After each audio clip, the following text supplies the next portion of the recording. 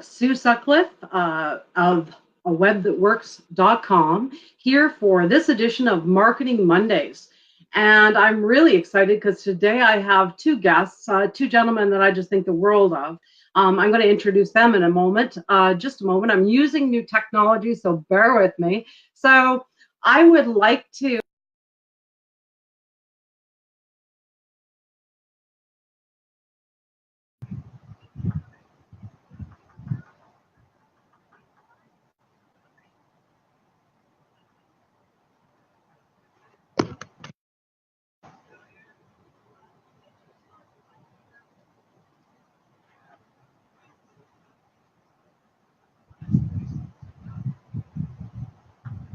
Well, okay. My name is Jason Ashley. I'm with That Hosting Company, and I can apparently see and hear nothing, but I can see and hear you. so glad you could join us. And I'd also like to add Darley Reason, the second from Darnit IT. And I'm real fond of Darley as well. He's an IT guy that just blows everyone out away as far as his customer service skills. I mean, he is truly a geek, but he speaks English. That's always nice. So thank you so much, both of you, for joining me today. If you're listening on the show right now, if you could just hit a like or maybe add a comment and let us know where you're tuning in from, that would be fabulous. I'd like to also just kind of share a disclaimer, and that is that now I'm just going to show you my screen. Just bear with me for a second.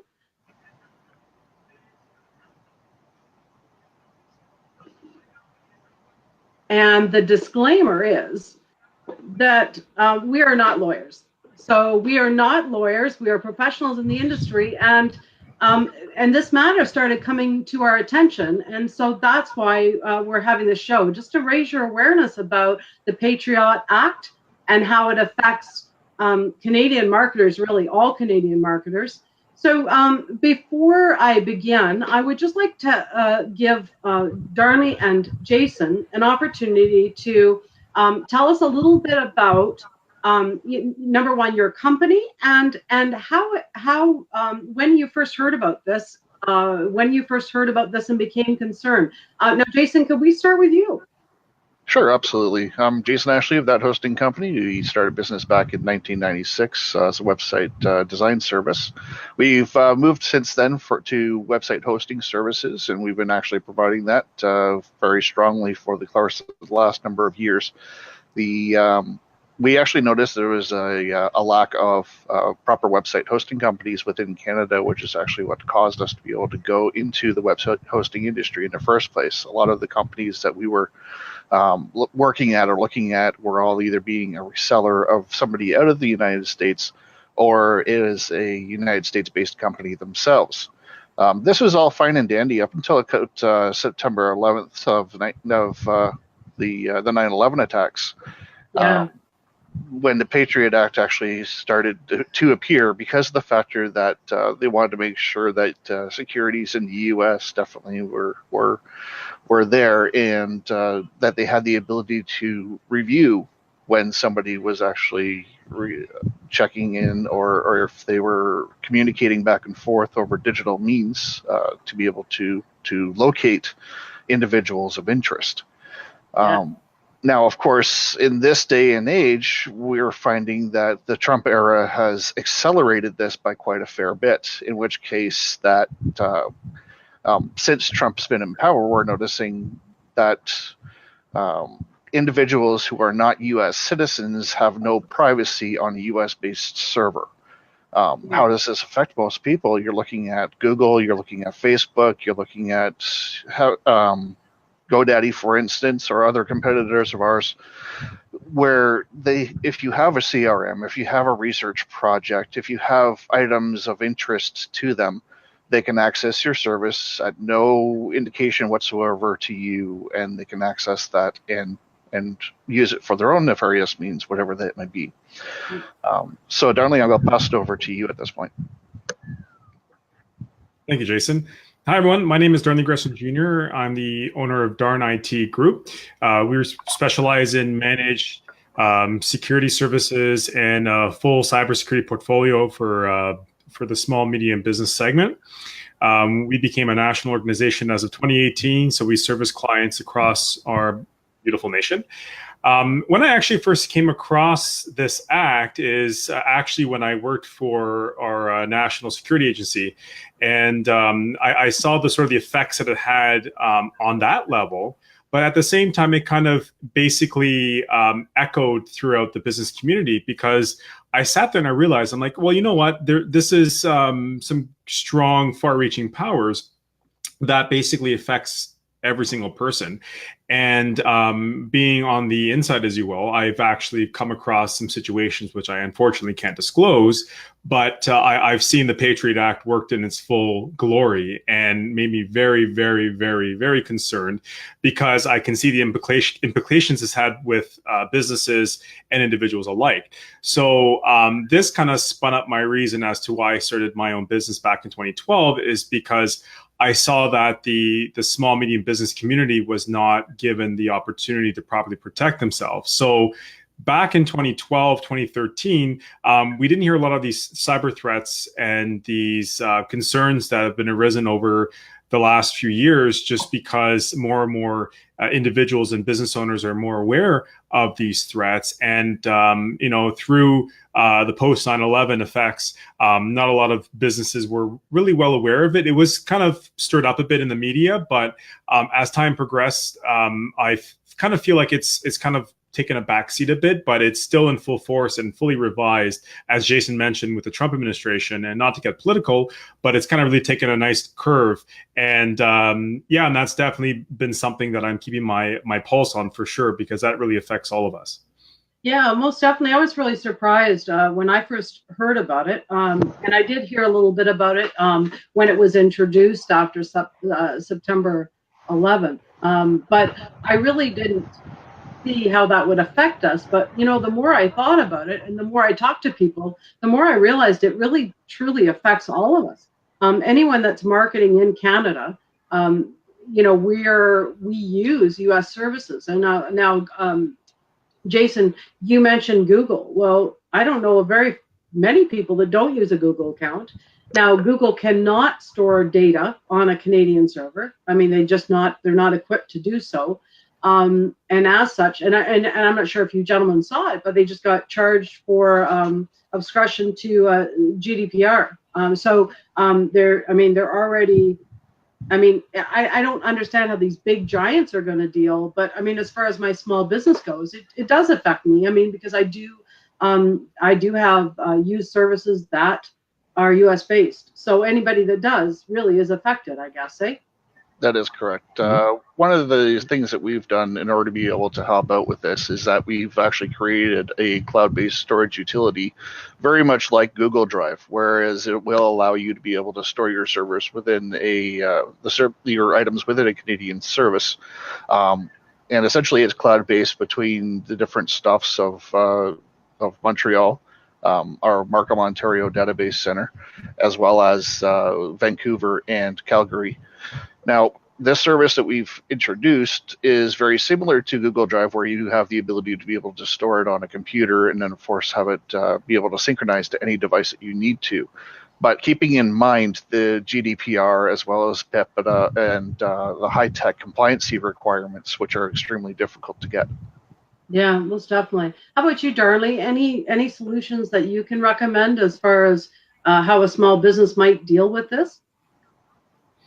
Right. So there's a lot of solutions out there, and Google is a great productivity suite for small businesses just because of its low cost. But there's other costs that are associated with that as well in terms of data privacy. I know a few years back, Microsoft actually deployed a few servers in Canada because the biggest concern some government agencies had was the sovereignty of Canadian data. A lot of government organizations were using, Office 365 and some of their suites, which essentially was stored in the U.S. and which was a huge breach of some policies and privacy compliances. And they Microsoft actually responded to building a few data centers here in Canada. And so essentially, any of those products and services are now being stored in Canada. But I always like to kind of say, with any small businesses, you have to do your due diligence, and you can't just blindly go, start something. I've seen many medical clients, financial clients that go with these sort of public applications, either that be on an American-based, service like GoDaddy, or a American-based, web server, no matter where it is in the world, particularly in the United States. They're just not aware of that. They don't have the know-how or the knowledge to properly guess, because it all comes down to dollars and cents at this point. But what really is coming down the pipe sooner rather than later is there's a law going to be passed that's going to make small business owners responsible for any data leakage that may happen. So that should start sounding alarm bells, in my opinion, for businesses to start doing the right thing today, because sooner rather than later, you're hearing all these breaches, but you're hearing more in large organizations. But what you're not hearing is about the smaller businesses that are becoming compromised. We're losing data, and it's not making it to the news. So small business owners have this sort of false sense of security, whereas in actuality, in my landscape, I see that so many times a month. It's a real growing problem that small business owners need to really address today. Yeah, most definitely. And aren't they looking at also increasing the fines almost tenfold? I think the original breach policy was $1,000, and I think they're going up to $10,000 per breach. I could see. Yeah, and also on the PHIPAA for some of the medical industries, for a breach in compliance was at $50,000. Now it's reached at over $250,000 for initial breach. So it's not low monies here. It's a lot of money now for especially small clinics who get breached in their PHIPAA compliances, because with medical documents, it's very, very important. And the government, the Canadian government, has upped those fines just to kind of rattle the cages a bit for some businesses to stop and realize, hey, we need to do something about this, or you need to, get a clearer idea of what's going on here. And, I've personally seen a few of those medical companies that have been breached and have been basically fined to the full extent of the law. So it's pretty serious. Yeah, most definitely. I get a lot of pushback. I had a lawyer on our show recently to talk about GDPR. And I could see even in the industry, there was a whole lot of people said, oh, that doesn't apply to us. They can't. They're not going to. How are they going to prosecute us from there? And I don't think people understand the huge implications of data and privacy. People are losing or suffering from identity theft, like huge. With all these breaches, how can a company not feel responsible for somebody's life being turned upside down because of this stuff? So I went and did a little bit of digging and looked at what the Canadian, what our Privacy Commission is talking about. And they're saying that Canadian businesses should be notifying people if their data is going into the States. And if you are using software that relies on a US server, then you need to be notifying your clients, because and it really, I'm not sure and I'm not a lawyer, but it's either you either have to get 100% Canadian, or you have to disclose that the data is going over there and how. But I still see a lot of businesses that are not doing that. So they're not even basically compliant with the basic stuff that's out, never mind this stuff. That's right. Yeah, I know WordPress is coming out with some solutions. It wires most of the websites. I think what do they have, 66% market share now? Thereabouts. And also, not to mention that WordPress also put in a GDPR compliancy requirements lately on its WordPress base. So it actually, whenever you have the installation of WordPress now, the GDPR policy or the privacy policy is already generated automatically for you on a new installation. Right. It's up to you to be able to modify it as required. The difficult part about it is most people don't realize cookies that are stored on your computer can be considered part of that privacy. anything that collects information, a form that may be on your website that goes towards an email, your email itself, it'll also be part of that whole policy. The difficult part about it is that if you're stored on a US-based server for your website hosting services, you are still considered in the US. And how does that apply to domain names, Jason?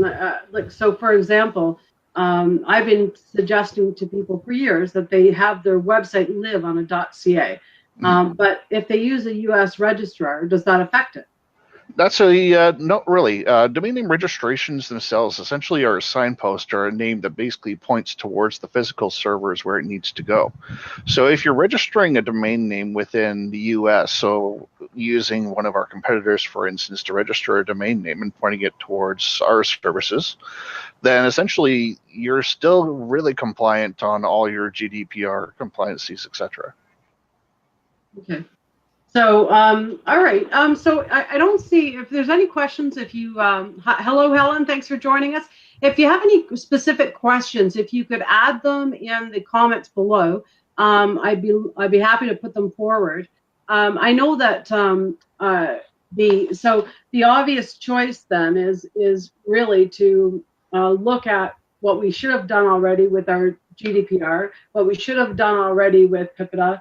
And really looked at, how we're using data personally, like how are we collecting data and treating people's privacy. So if they inventory that, is this in fact a concern? If they're using 100% Canadian, I guess not, right?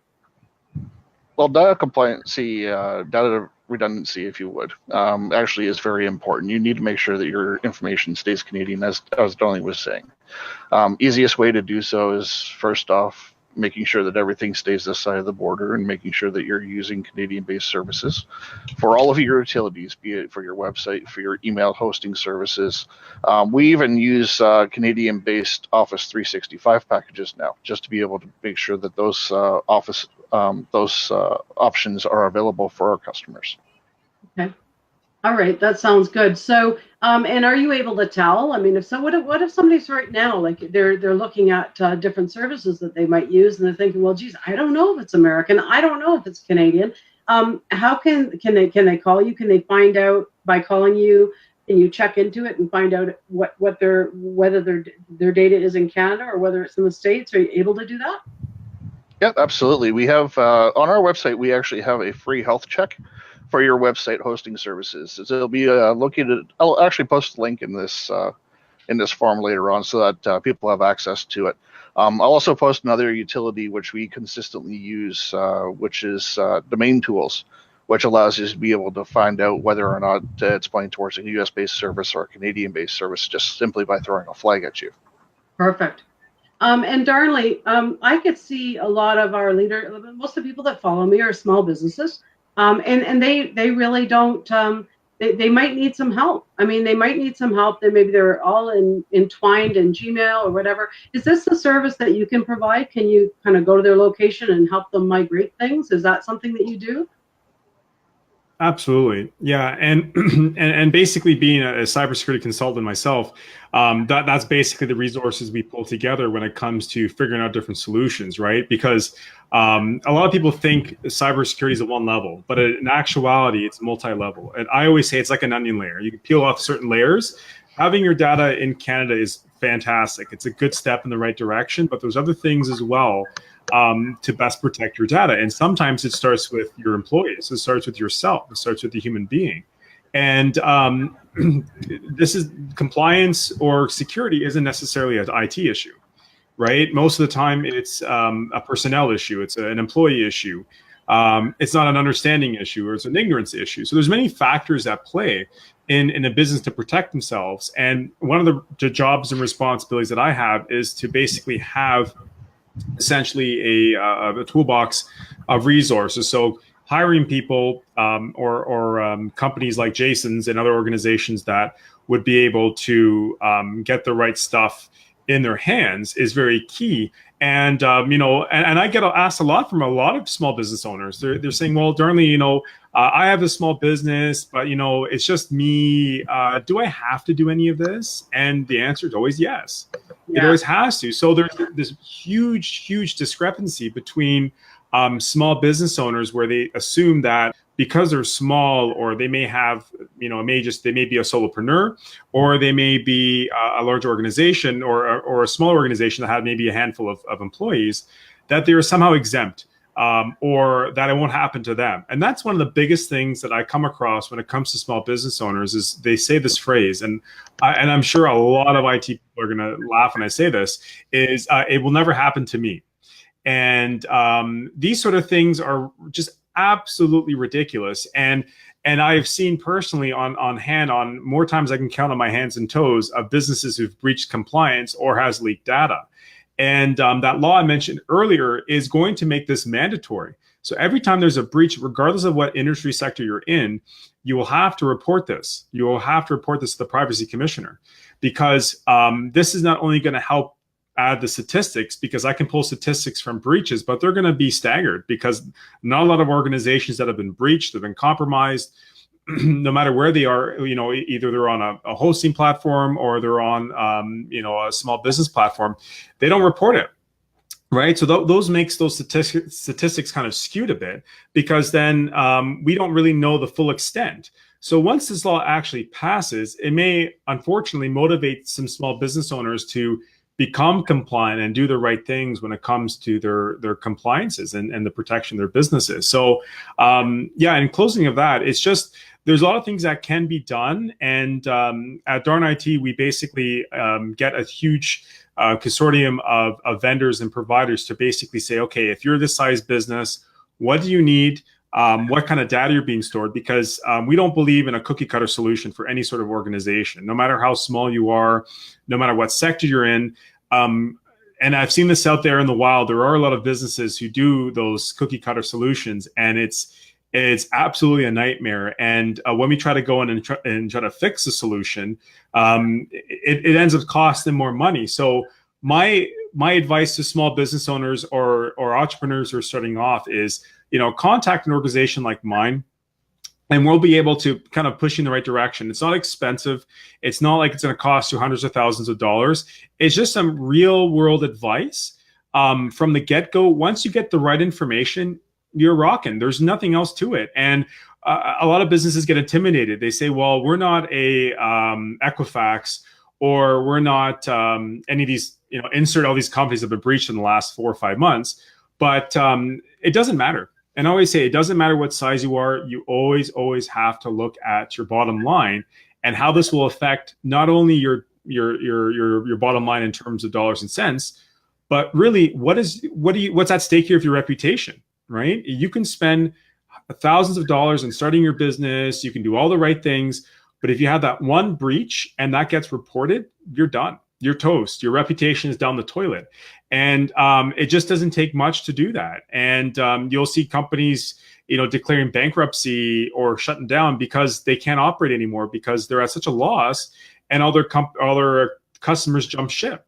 So it's very, very important to just make sure you have, first and foremost, the basics of cybersecurity, the basic level of understanding. And then over time, as your business grows, you can then compound that knowledge to better protecting yourself and putting the money where your mouth is, and getting the right providers and vendors to protect your business, especially here in Canada, because that's very, very important.